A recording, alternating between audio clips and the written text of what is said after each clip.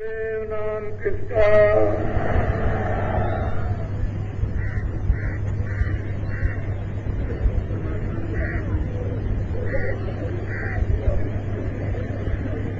नर नारियों,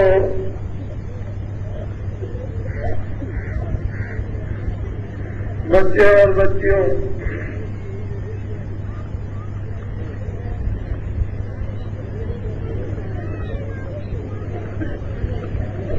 आज 16 दिसंबर 1983 का दिन है।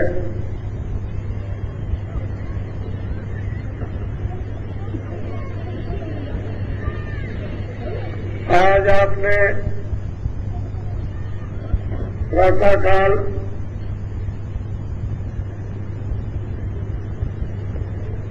मथुरा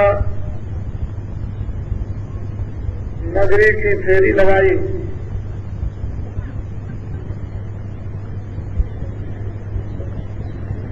उनके देखने और आपके देखने से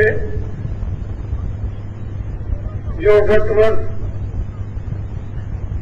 फेरी लगी थी और इस फेरी में हजारों गुना भावनाओं का परिवर्तन देखने को मिला। समय तो अपनी रफ्तार से चलता चला जा रहा, वो किसी का भी इंतजार नहीं करता। जो समय के अनुसार वक्त के मुताबिक होशियार, चतुर, बुद्धिमान व अकलमंद काम करते हैं, वो इस दुनिया में सफल होकर चले जाते हैं।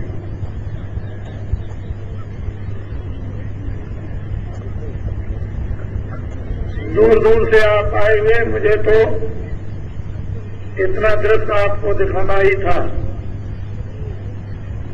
और वो दिखाया आपको। आप सबके अंदर एक नई भक्ति और एक नया जोश, और उस जोश का की सावधानी, ये तीन चीजें हर वक्त और हर समय बढ़ना चाहिए। भक्ति भी बढ़े। भक्ति के अलग अलग और अनेक रूप हैं, और ये भक्ति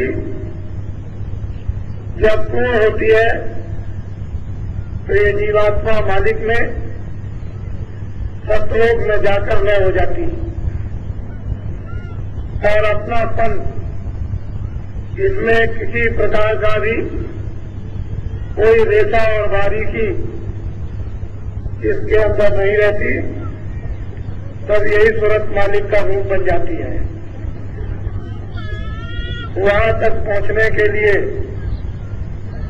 और मानवता पर खड़े होने के लिए एक तो भक्ति आपको मानवता पर खड़े होने के लिए विभिन्न प्रकार से आपको करना है,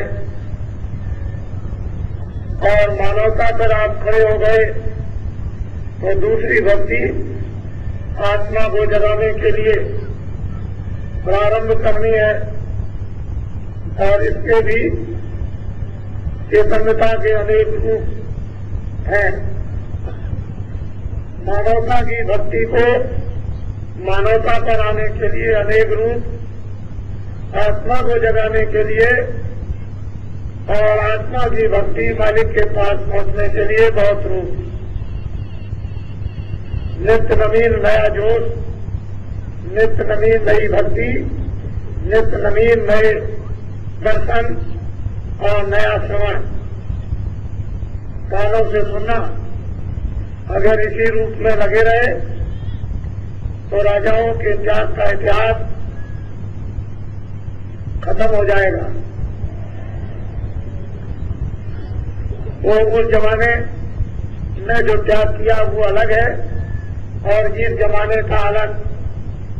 ये त्याग इस जमाने का बहुत ही उच्च कोटि का प्रशंसनीय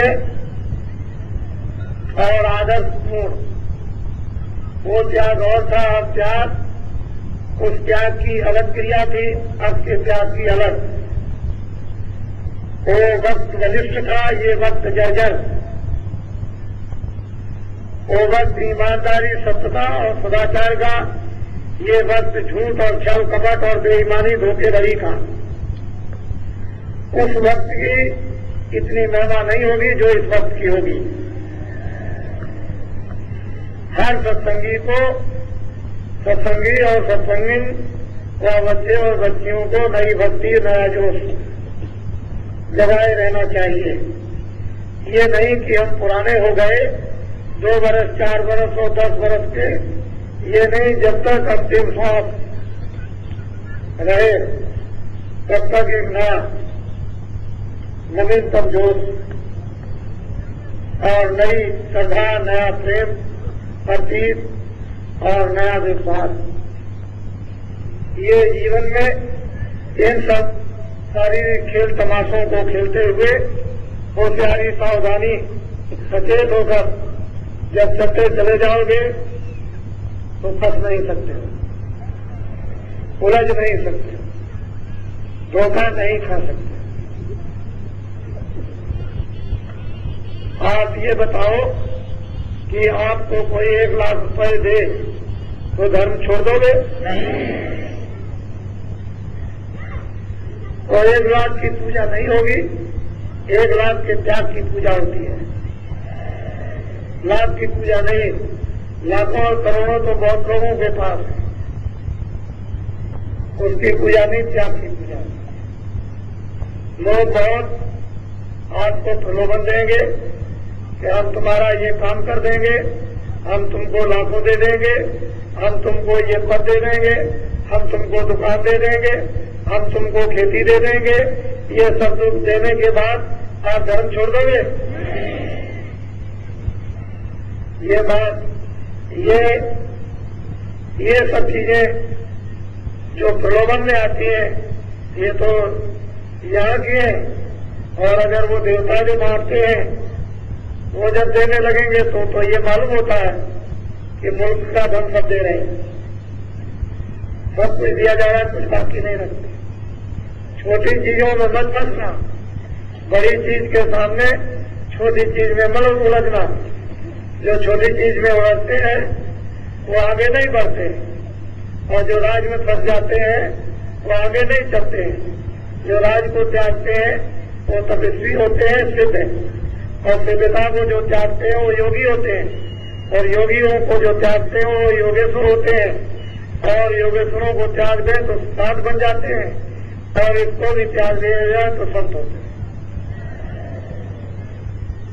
छोटी चीज के लिए फंसना नहीं। नया जोश, नई भक्ति और नई श्रद्धा, इसको बराबर जगाते रहो।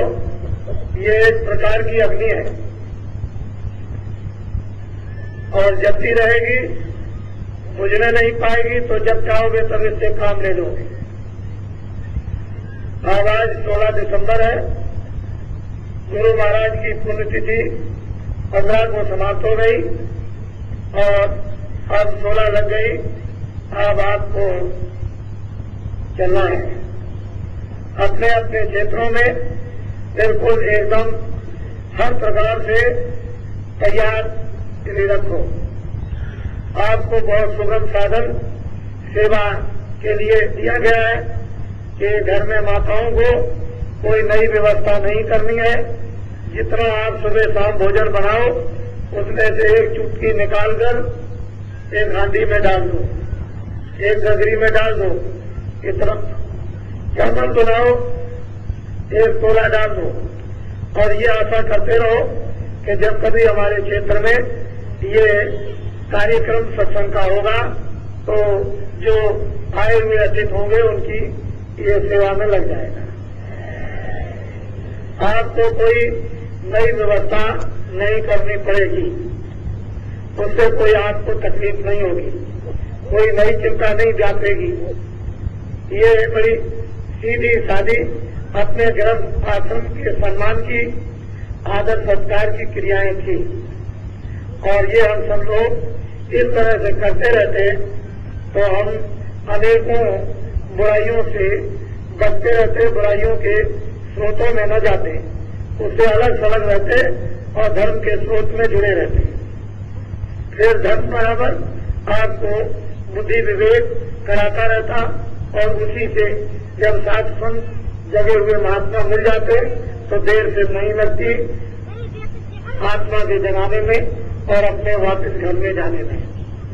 इस तरह हमेशा जब कार्यक्रम अचानक में बन जाए और जिधर भी बाबा जी निकले आपको सूचना केंद्रों पर मिल जाएगी और केंद्रों के लोग गांव-गांव में जाकर वितरण कर देंगे और ये बराबर संदेशा सब जगह पहुंचाएंगे कि आज का कार्यक्रम वहां हो रहा और कल का कार्यक्रम वहां हो रहा और तीसरे दिन का वहां, ताकि सारे लोगों को एक चीज बराबर निरंतर अवगत होती रहे।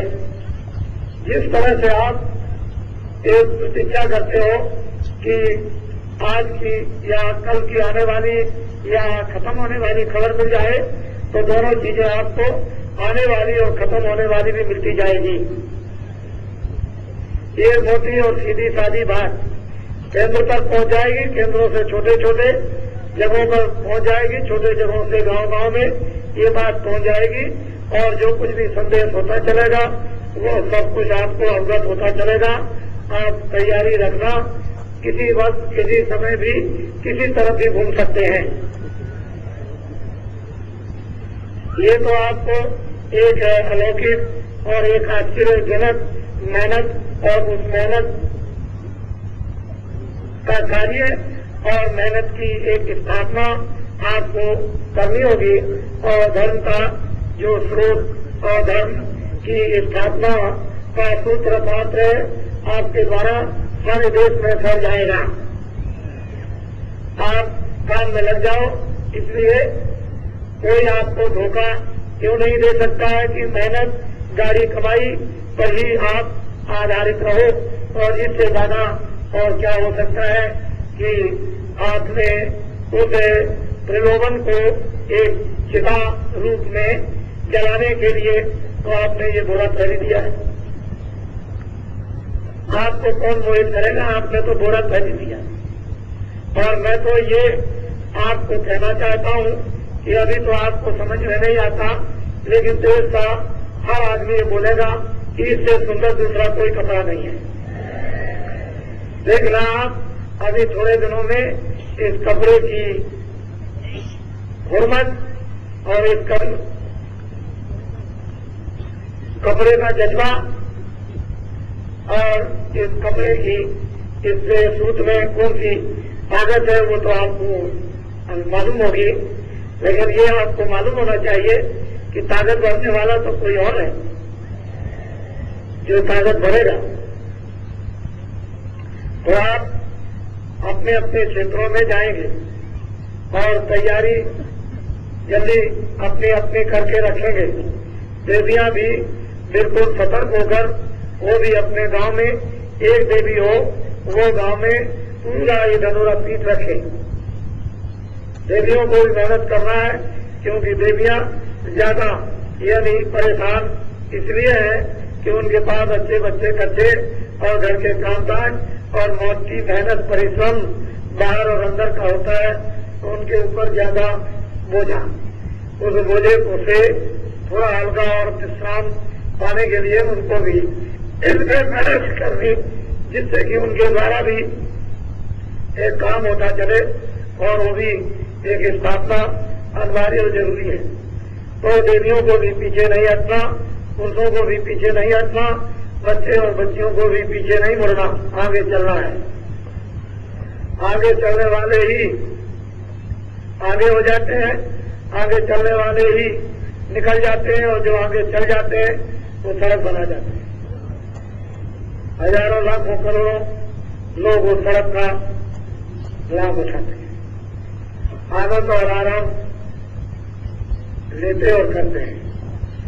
तो दोनों के लिए ये बातें लोगों के समझ आ रही हैं और आपको ये पैगाम जिसके लिए जोर दिया जा रहा है संदेशा, वो तो आपको आपके द्वारा हाथ बनाकर, आंखें बनाकर, कान बनाकर, मुखारबिंद बनाकर ये तो काम देना ही पड़ेगा।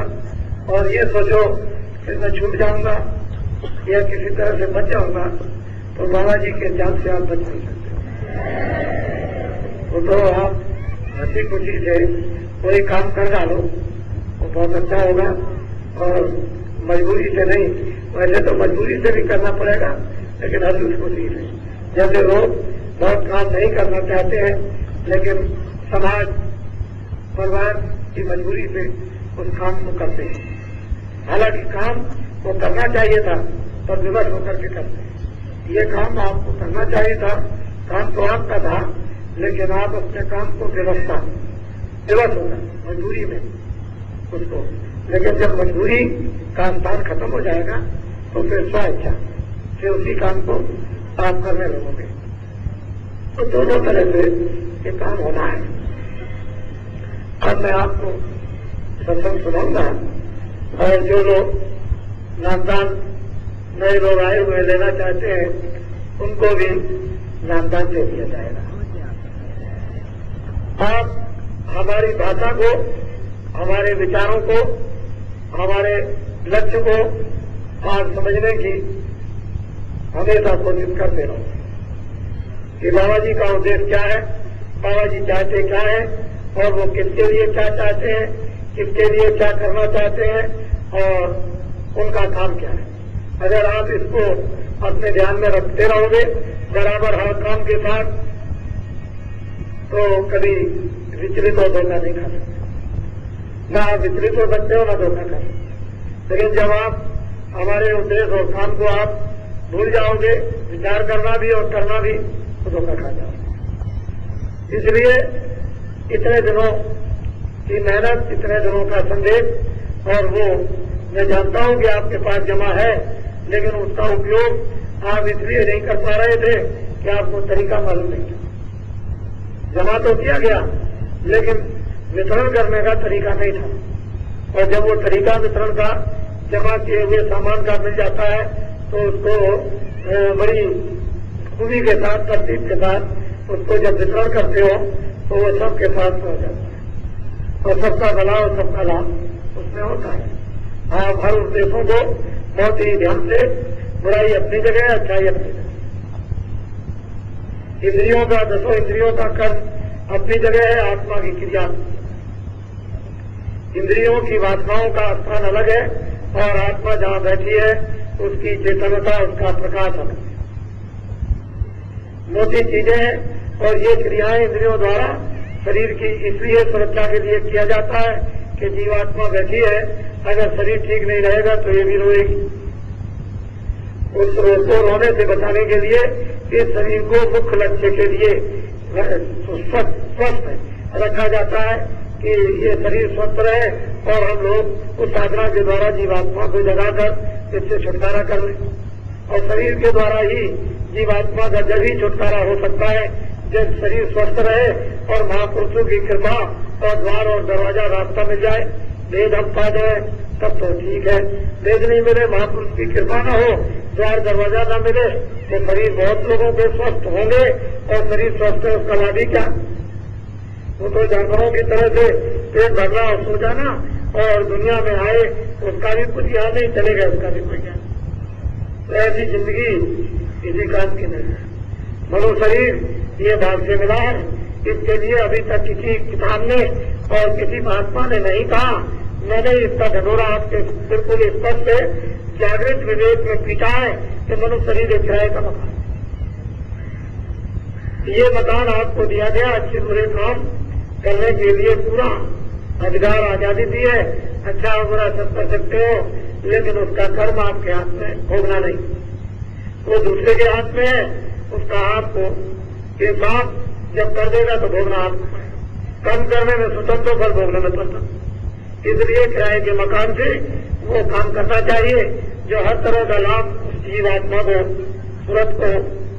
तो ये और किसी ने इस आसानी और सरलता से लोगों के कानों में ढलोरा नहीं पूछा कि मकान भाड़े का, ये मरो शरीर किराए का, इसे आपको खाली करना है और फिर ये जब खाली हो जाएगा तो ये माया की छाया है, इसे आपको जलाना है और इससे संबंधित जो भी आप माया मानते हो वो सभी आप पड़ी रह जाएगी, उसमें से आपका कुछ भी हक नहीं, ना आपके साथ गया ना उसने आपकी मदद की। आपके घर वाले जो माया के उस पर्दे में रहते हैं वो भी कुछ नहीं कर सकते। तो ये बात मोटी है, काम करना अपनी जगह है और वो ज्ञान जो बुद्धि का उसको अपना उपयोग में ले लो, काम में ले लो और इन कामों को अंतिम तक समाप्त करो और असली काम अपना बना लो। तो इसी समय में और इसी श्वास के अंतर आपको अपना काम इधर का उधर का सब बनाना है। छोड़ना कोई काम नहीं, छोड़ने का नहीं, काम बना लेना। इसलिए आपने सब कुछ देख लिया, जो आप और देखना है उसे देखना चाहिए। तो मैं अब सत्संग कुछ आपको सुनाऊंगा। ये भी सत्संग है, इसकी भी जरूरत और आवश्यकता है। वैसे आप आज से जाना प्रारंभ कर देंगे और मैं ऐसा समझता हूं कि सब लोग जाए तो सुविधा सबको ट्रेन और बसों की नहीं मिल सकती एकाएक, तो आगे पीछे आज और रात में सुबह जाएंगे, लेकिन सत्संग कल तक का है। कल के बाद सत्संग के विचार समझ जाएंगे और एक जगह पर जो थोड़े लोग रह जाएंगे उनको सुना दिया जाएगा और बाकी अब चलते चलो और उधर का अपना विचार मोड़ दो, उधर से इधर जाए, उधर से उधर चलने चले और इधर से उधर और दोनों को मोड़कर उधर अपने घर की तरफ चलना। तो घर में तो चलना ही पड़ेगा आपको। अब आपको कुछ सत्संग सुना दो उस जीवात्मा के संबंध में आपको सुना दिया जाए। आप जिस मनुष्य शरीर में बैठे हुए हो, ये तो 5 तत्वों का है, जल पृथ्वी अग्नि वायु आकाश। इनमें से कोई भी मसाला कम हो जाए तो शरीर अस्तव्यस्त हो जाएगा। जैसे आंख नहीं, पैर नहीं, हाथ नहीं, बुद्धि नहीं, पागलपन, कोई भी तत्व की कमी हो जाए, जल तत्व की, अग्नि तत्व की, वायु तत्व की, आकाश तत्व की, तो ये शून्य हो जाता है। जैसे जानवरों को बोध नहीं आगे पीछे का, लेकिन वर्तमान का उतना ही उनको बोध होता है जो सामने, उसके आगे बोध नहीं। वैसे भूख का तो सबको बोध है कि कुछ मिलना चाहिए, घास पात भूसा रोटी राटी कुछ, इसको तो जानवरों को भी बोध है और उस बोध के लिए वो मारे मारे फिरते हैं और आप भी मारे मारे फिरते हो। लेकिन जब 5 तत्व में कोई कमी हो जाती है तो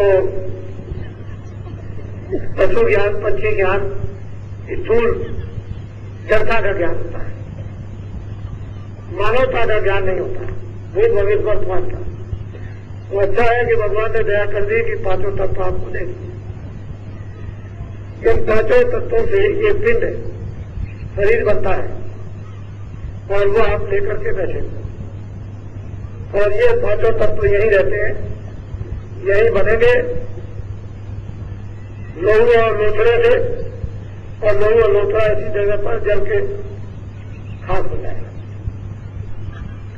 लेकिन लहू और लोथड़ा बनकर तैयार हो जाए उस वक्त इसमें न डाली जाए तो ये खड़ा नहीं हो सकता, ये बढ़ नहीं सकता। लहू और लोथड़े की एक सीमा होती है कि इतना बढ़ेगा, उसके आगे फिर उसके जज्बे उसके खत्म हो जाते हैं बढ़ने की।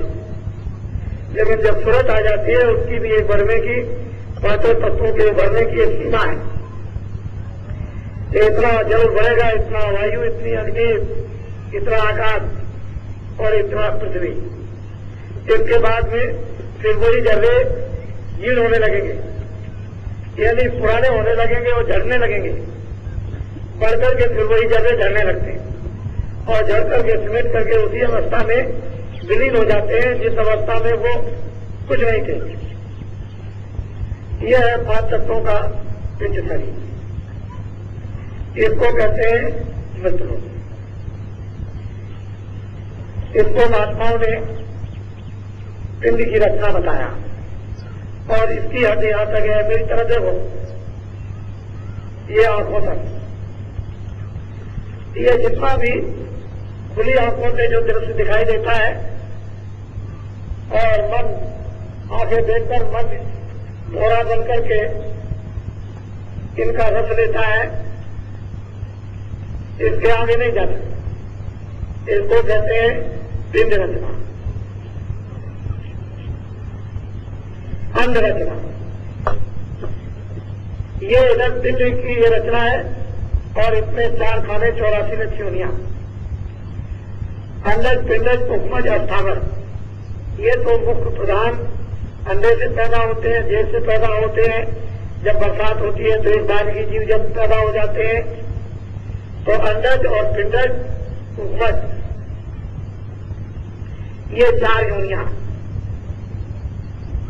इसमें नस्लें अलग अलग, वो उसने नस्लें अलग अलग बना रखी है लेकिन खाने 4 ही है, अंडज, पिंडज, उपमज, अस्थावर। अस्थावर उसको कहते हैं जो पेड़ आज वृक्ष हजारों वर्षों से खड़े हुए हैं, ये उनमें भी जीवात्माएं डाल दी जाती हैं। जो अंडे से पैदा होती है वो अंडज कहलाती है, जो जेल से पैदा होती है और जो बरसात में पैदा होती है उपमज कहलाती है। तो अंडज, पिंडज, जेल वाली पिंडज और अंडे वाली अंडज और उपमज वाली बरसात आदि में, और अस्थावर जो वृक्षादि। इन 4 खानों में जीवात्माएं सबसे पहले मनुष्य शरीर पा चुकी थी। जब उन्होंने इस योनियों का निर्माण किया तो कर्मानुसार से उनको यहां से शुरू कर दिया भेजना, और भेजते भेजते इतनी जीवात्माएं वहां पहुंच गई कि जिसका कोई हिसाब नहीं। और ये मनुष्य शरीर उधर से घूमकर इसलिए दिया जाता है कि आप ऊपर निकल जाओ, क्योंकि ऊपर से आए हो तब मनुष्य शरीर मिला था सबको, न पिंडज था, न उपमज, न अस्थावर, और इनमें 4 योनियों में से कुछ नहीं था। फिर नीचे नस्लें कुछ नहीं थी, मनुष्य शरीर था। और जब तक ये मनुष्य शरीर कम नहीं बने थे रही और वापिस सूरत हो गए, अपने घर में पहुंच गए। बाद में विधान बन गया, विधान बनने के बाद बस फिर ये अलग अलग योनियों में भेजने लगे, उनमें योनियां बना दी गई, उसकी सजा, उसके सजाकार तैनात कर दिए गए, सजा देने लगे, आप भोगने लगे।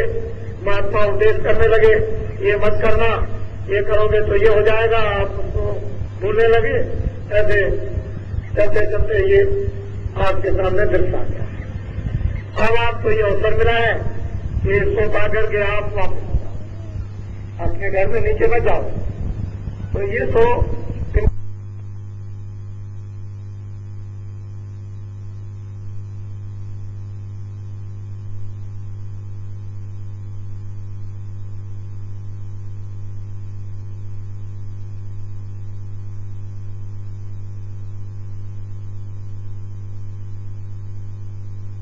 की 10,000 वर्ष से ऊपर और कलयुग की 100 वर्ष से ऊपर, अलग अलग युग की अलग अलग आयु।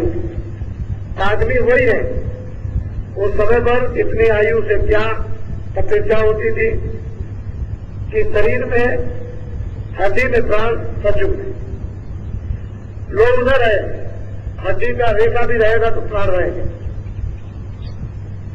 इतनी ताकत हड्डी में थी। और द्वापर में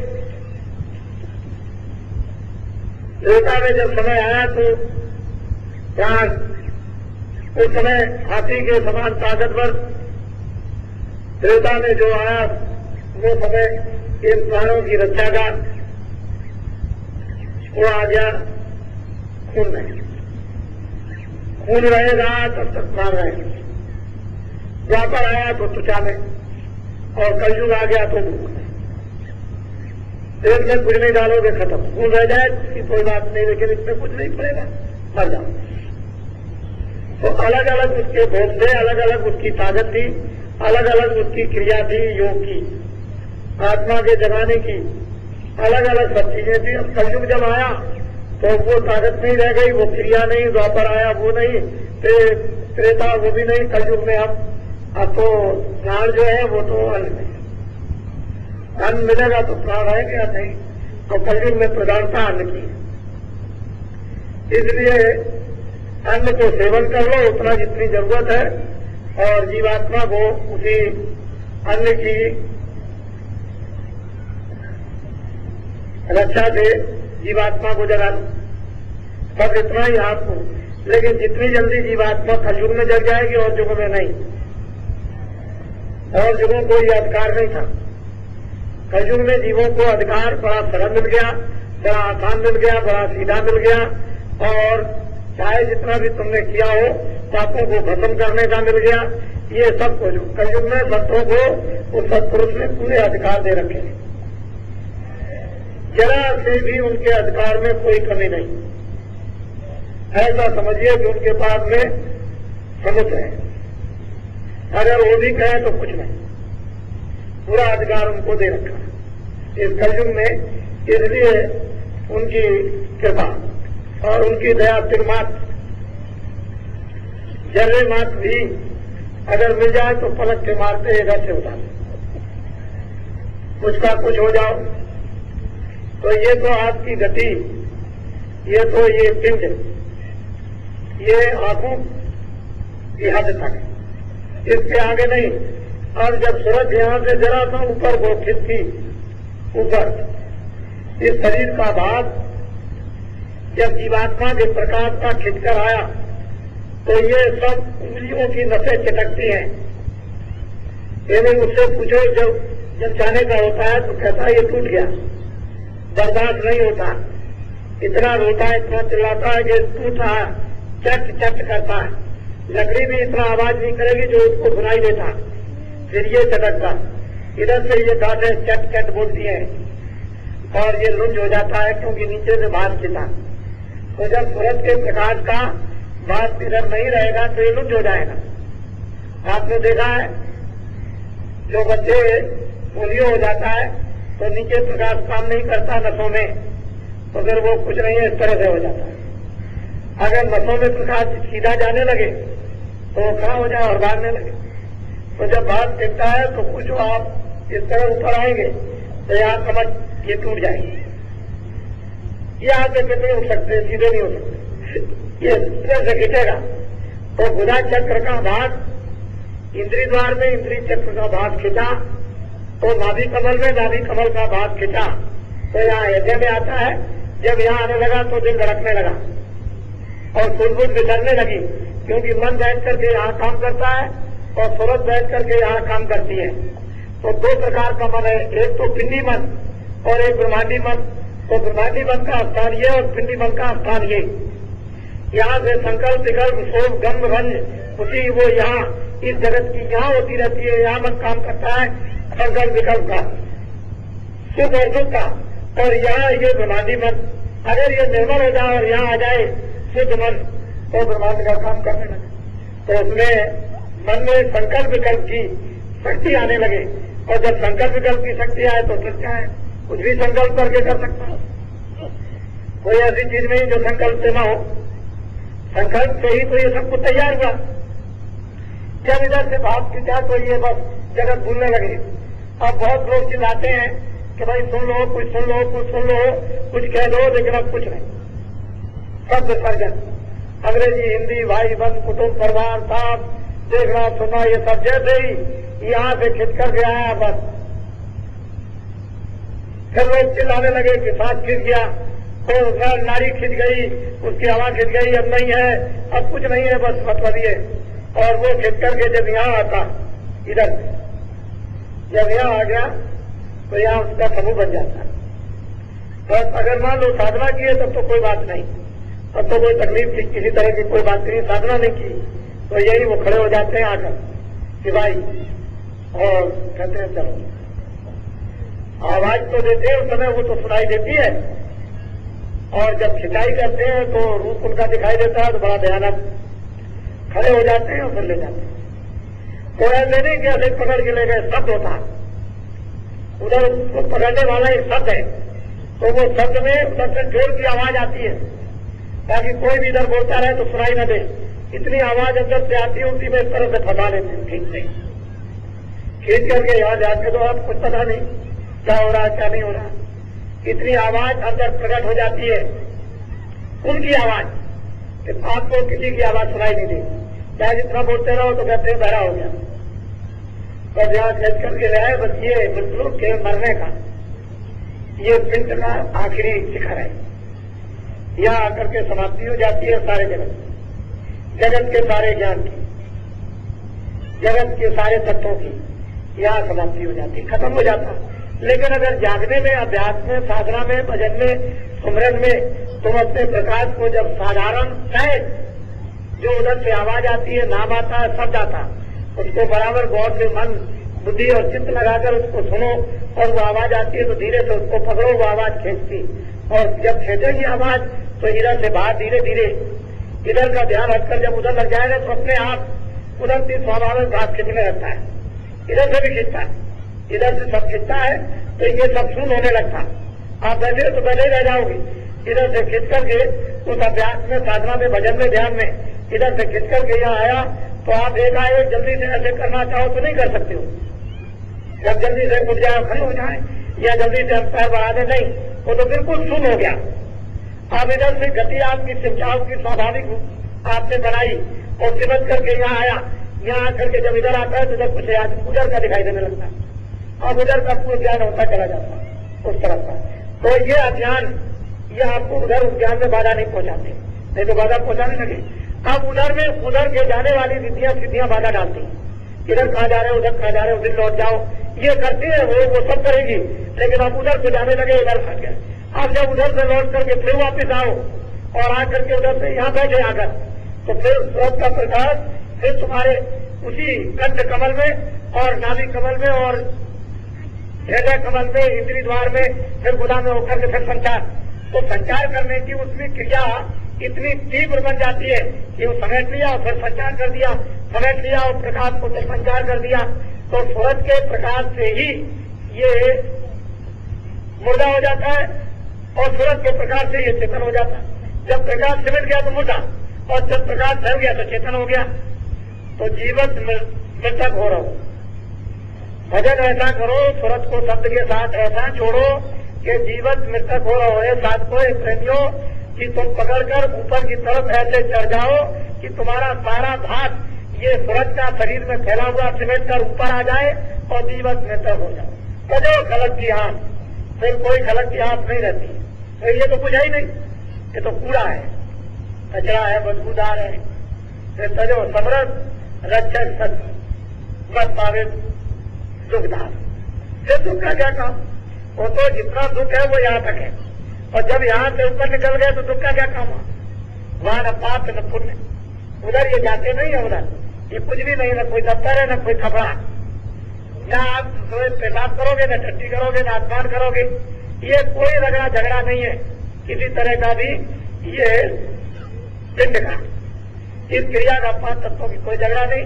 अब इन आंखों के ऊपर में लिंग क्रिया 17 तत्वों की प्राप्त हो जाती है। 10 इंद्रिया, चतुष्पंचाकरण, मन बुद्धि चित्त अहंकार और 3 गुण, रजोगुण तमोगुण सत्वगुण। अब इस अंत रचना में वो शरीर, वो आवरण है, लेकिन ये स्थूल था, वो इससे और बारीक हो गया। और वो आवरण 17 तत्वों का, वो भी एक कपड़ा है, उसमें भी सूरज जो है वो बंद है। उस कपड़े की, उस लिंग शरीर की एक हदबंदी है कि इतनी दूर तक इतने लोगों में ये लिंग शरीर घूमेगा। जहां तक उसने लिंग लोग के शरीर बना रखे हैं, जहां आकाश बनाया वहां तक पूरा विचरण कीजिए, जाइए और आइए, जाइए और आइए, वहां देखिए। और उसमें एक लोक में कितने कितने लोग यहाँ बना रखे, 14 भवन और 14 सदन। तो वहां तक आप बराबर रहे और उसमें वो आनंद ही लेते रहे, वहां दुख का कोई काम नहीं है। तो 10 इंद्रिया, चतुष्पंचाकरण, मन बुद्धि चित्त अहंकार, रजोगुण तमोगुण सतोगुण, ये 17 तत्वों का एक लिंग शरीर, 5 तत्वों का एक पिंड शरीर। और इसके ऊपर में जब आप ऊपर चलेंगे सहस्त्र कमल की तरफ, तो वहां 9 तत्वों का शरीर है। आद्या महाशक्ति के दर्शन करने के बाद ये शुरू हो जाता है। वो आद्या महाशक्ति है जो निरंजन भगवान की आगामी है, और उसके ऊपर में वो 9 तत्वों का शरीर, उसको कहते हैं ब्रह्मांड। ब्रह्मांड लोग अंड और पिंड और ब्रह्मांड, वहां पर मन, बुद्धि और चित्त, शब्द स्पर्श रूप रसगंध, मन बुद्ध चित्त और अहंकार, ये 9 तत्वों का शरीर। मन, बुद्धि और चित्त और अहंकार और शब्द स्पर्श रूप रसगंध, ये 5 तत्वों का शरीर। इस स्थूल शरीर में फल, दूध, घी, अनाज का आहार, लिंग शरीर में 17 तत्वों के कुछ लोक में सुगंधी का सुगंधी बरसती है।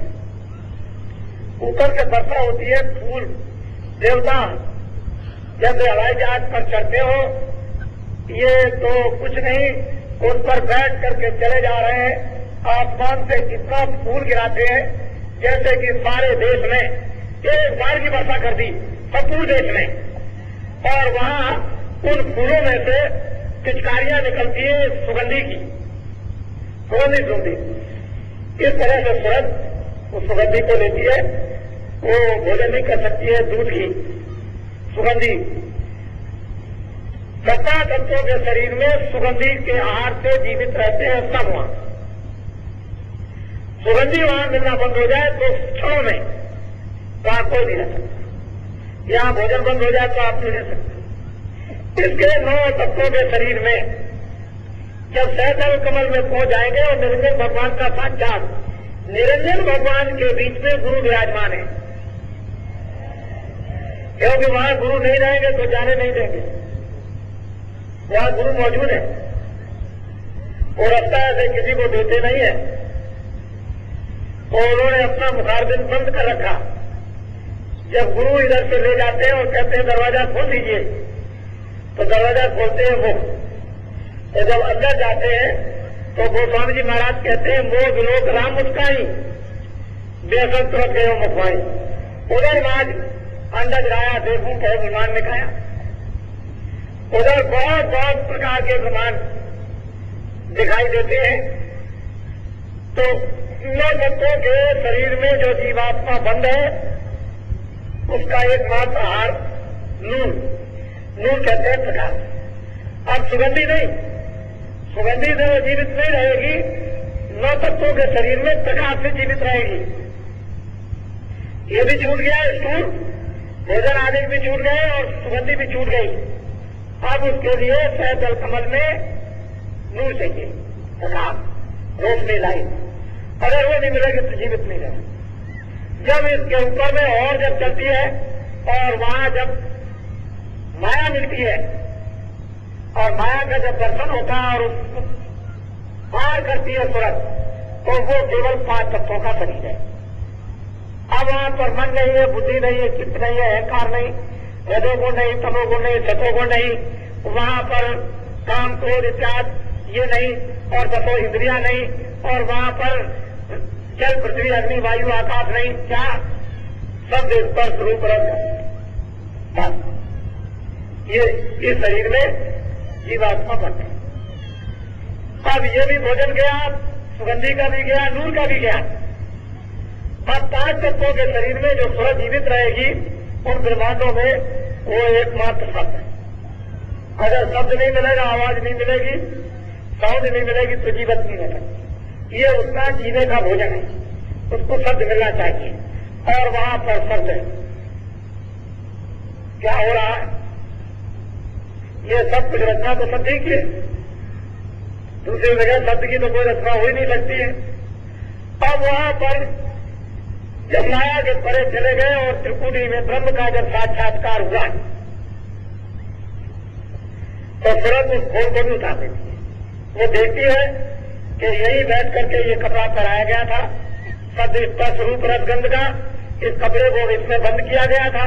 फिर नीचे 9 तत्वों के कपड़ों में बंद किया, उसके नीचे उतार दिया 17 तत्वों के कपड़ों में बंद किया, उसके नीचे उतार दिया स्थूल 5 तत्वों के कपड़ों में बंद कर दिया। अब जब उस कपड़े को उतार देती है तो बिल्कुल खड़ी हो जाती है। उस समय पर इस जीवात्मा का जो दोनों आंखों के पीछे बैठी है, जौहर का खेल, उसकी शक्ति का खेल, उसके विस्तार का खेल, उसकी ताकत का खेल खुल्लम खुल्ला तो जब दिखाई देता है। और जब वो परे चली गई तो गुणातीत हो गई। जब गुणातीत हो गई तो अब किसी भी गुणों में नहीं आ सकती। वहां से त्रिपुटी से बीज कारण रूप ये गुणों का उत्पन्न हुआ था, गुणातीत हो गया। और अब वो सच कर जो इसका स्वागत होता है वो अद्वितीय है। वो तो आप हीरे लगा दो, आप रोशनी कर दो, कुछ नहीं, दिन भर भी चंद्र भर भी यहाँ कुछ नहीं है जो इसका स्वागत होता है। किस तरह से सजाई जाती है यहां से जाने वाली ये स्वर्ग जीवात्मा जो दोनों आंखों के पीछे बैठी है, उसके लिए किताबें बंद है, किताबों में कोई लिख नहीं सकता। इस तरह से सजाकर जब ले जाई जाती है तो ये क्या है, तो एक मच्छर का देश है। सारा संसार ये मच्छर जैसा मालूम होता है। मच्छर अगर उससे भी छोटा कहा जाए बहुत दुनिया क्या आप किस तरह से कहां से आए हो। और सजा सजा करके जब ले जाई जाती है तो यहाँ के कलम, कागज, स्याही, पानी, पृथ्वी, बनराय के पत्ते जितने भी यहाँ ये लिख नहीं सकते, इतनी लंबी सड़क। और यहाँ की घास को ऐसे सूरज लगा दिए जाए तो एक एक डालियों पर सूरज लगे। सारे संसार की घास को सूरज कर दिया जाए, इतने सूरज एक एक डाली पर लगे। बात उनकी शोभा, उसका स्वागत, उसके सजाने के समारोह और सार ब्रह्मांड में कोहराम बचता है। इस तरह का कोहराम मोटा अठारी चलते हुए मालूम होते हैं कि खरबों मीलों के लंबे उस पर खड़े होकर के जो देखते और वहां जो वर्षा करते हैं वो कोई पुष्पों की वर्षा नहीं, सूरज गिराते हैं। सूरज गिरते इस तरह से ऐसा स्वागत होता है। तुम कहां बोले हुए, तुमको क्या मालूम है कि दादाजी क्या देने के लिए? तुमको तो बस ये दुनियादारी, बस दुनियादारी तुमको हमेशा नजर आई और कुछ नहीं तुमको कुछ मिला। हम तो कुछ और तरह से तुम्हें बैठा भूखे फुटवा फुटलू कर किसी तरह से बड़ी मुश्किल से ला सके। और अभी वही समझते रहे। और आप अभी सत्संग को जानते नहीं है, आपने कभी ये बातें सुनी नहीं है, सुनने का कभी आपको आभास भी नहीं हुआ था। ऐसी किस्मत और तकदीर में लोगों के आए नहीं था। लेकिन ये तो पूर्व महात्माओं के संस्कार, उनकी दया के डाले हुए बीज बोया हुआ तो काम कर रहा, उसने ये काम किया है। ये वो मैदान है जहां प्रकृति अपना जलवा दिखा रही है और इस सृष्टि के भार को उतारने के लिए जब महायोगेश्वरों को आना पड़ता है तो गुणातीत के ऊपर प्रकृति लोक है, ऊपर में पुरुष है और नीचे प्रकृति। उस प्रकृति लोक से जो आत्माएं आती है वो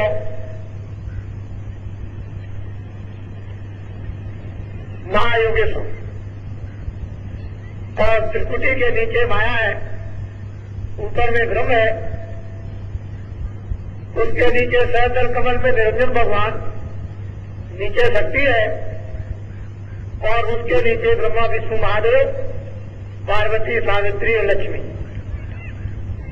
और फिर उसके नीचे चले आइए तो देवी देवता, रिद्धियां सिद्धियां, उसके नीचे आंखों के बीचों बीच में बैठ के नीचे उतर जाइए तो ये सब, इससे नीचे उतर जाइए तो वो नर्क, ऊपर में पुरुष क्रियापद है, उसके ऊपर में फिर महाकाल पुरुष है जो तीनों के ऊपर में शासन करते हैं, और महाकाल पुरुष के ऊपर में दयाल पुरुष है जिसको सतपुरुष कहते हैं, जिनका नाम सतनाम। वो सतलोक में ही रहते हैं, न वो कभी यहाँ आते हैं न कभी आएंगे, जैसे पहले से अभी है और भविष्य में भी वही रहेंगे, और तुम्हारे सबके वही सबसे पिता है। उन्हीं के यहाँ से तुम भेजे गए हो, और ये लोग बीच में जो तुमको ले आए हैं, एकमात्र जो है वो केवल अपने अपने पर्दे देकर के फंसाए हुए हैं, और पर्दे हट गए तो वही पहुंच जाओगे जहां कोई पर्दा नहीं, जहां कोई शरीर नहीं। और उसके लिए सहयोग चाहिए उन संतों का जो वहां आते और जाते हैं। वो छिन में आना और छिन में जाना, फिर देर नहीं लगती है, छिन जाओ छिन में आओ। वो ऊपर उंगली करो नीचे, उतनी भी देर नहीं लगती। ये मनुष्य रूपी मकान में बैठ करके जीवात्मा को तुरंत को गति प्राप्त हो जाती है, लेकिन ये कब जब महापुरुषों की दया और शक्ति, ज्ञान और हर प्रकार का बल प्राप्त हो जाएगा, और जो हमने किया वो खत्म हो जाएंगे। क्या अच्छे बुरे कर्म, तो आप लोग थक गए होंगे, क्योंकि आप काफी किलोमीटर का सफर करके आए। बहुत लोगों ने अभी आए तो अपने अपनी रुचि के अनुसार जो कुछ भी इस पेट को भरने के लिए कुछ रोटी वोटी बनाई होगी, वो भी कई लोगों ने अभी नहीं खा पाई। तो आप जो लोग जाने वाले हैं, अब जाने की तैयारी करें। आपको आज ही से ही सबको इजाजत है जाने की। जिसको जैसी जैसी सुविधा प्राप्त होती जाए, जिन जिन साधनों के द्वारा, उनके द्वारा आप चलते जाए। अब रह गया जाते समय में मिलने की बात, तो अंदर वहां पर बैठने की जगह है, वहां आकर के मैं वहां रहूंगा, तो आप बराबर मिल के जा सकते हैं। क्योंकि ये तो मैं जानता हूं कि बगैर मिले हुए आप जाएंगे नहीं। तो वहां आप जो जाने वाले होंगे, वही मतलब ये है कि आते जाएं तो एकदम से सबको अवसर मिलता चला जाएगा। जो आज जाने वाले आ जाएगा, जो सुबह जाएंगे सुबह, या रात को जाएंगे रात को, या कल जाएंगे कल, लेकिन दर्शन कल भी होगा। जो अभी गाड़ियों से जाने के लिए तैयार हैं, उनको इजाजत है। अपने अपने प्लाटों में, क्षेत्रों में जाएं और काम करें, और बैठने की जरूरत नहीं है।